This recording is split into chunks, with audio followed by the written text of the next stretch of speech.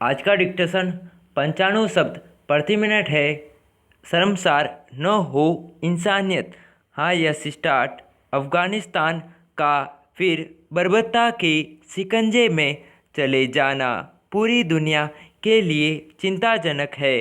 कथित इस्लामी सत्ता की स्थापना के लिए तालिबान जो कर रहा है उसकी दुनिया में शायद ही किसी कोने में प्रशंसा होगी।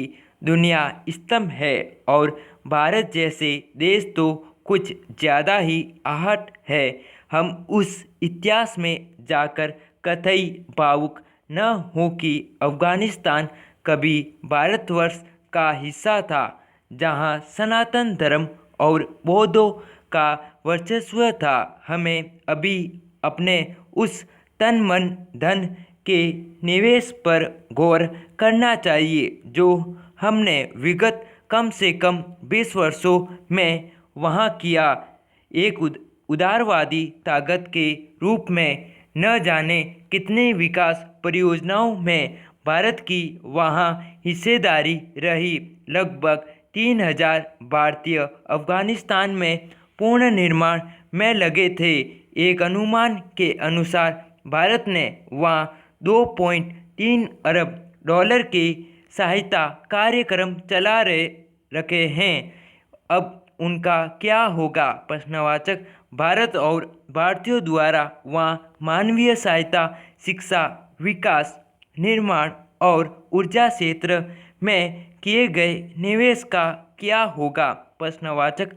आम अफगानिस्तानियों के मन में भारत के प्रति अच्छे भाव हैं, लेकिन तालिबान का रुख तलक ही रहा है।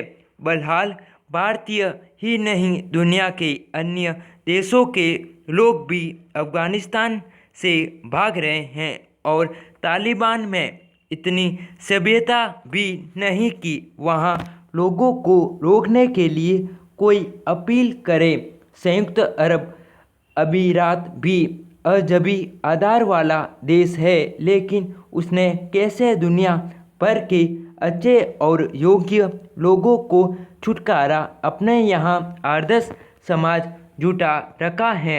लेकिन अफगानिस्तान में जो इस्लामी खलीफा शासन स्थापित होने वाला है उसमें इतनी सभ्यता भी नहीं है कि उन लोगों को रुकने के लिए कहे जो अफगानिस्तान के पूर्ण निर्माण में दिन रात एक किए हुए थे।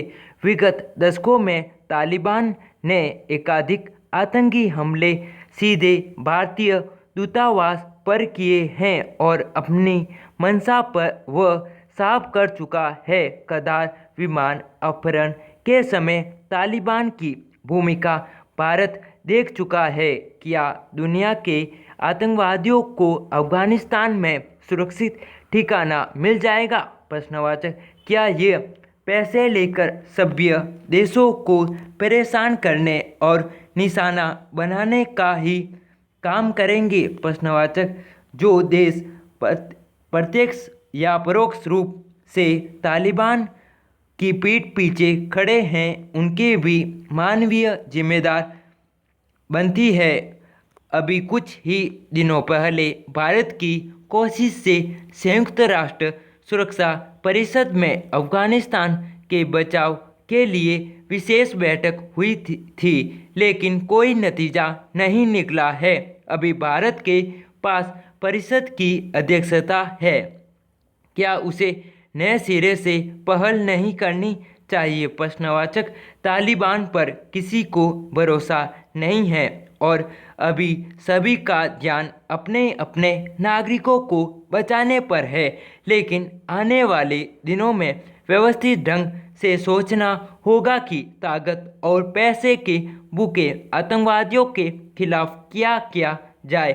हाँ यह सही है कि तालिबान में भी सभी आतंकी नहीं होंगे, कुछ अपेक्षाकृत सभ्य भी होंगे जो अपने देश की बदनामी नहीं चाहेंगे। ऐसे लोगों को कोशिश करनी चाहिए कि अफगानिस्तान का पूर्ण निर्माण न रुके। अफगानी युवाओं को बंदूकों के सहारे ही जिंदगी न काटनी पड़े, महिलाओं की तौहीन न रहो। अफगानिस्तान दुनिया में नफरत और हिंसा बढ़ाने की वजह न बने।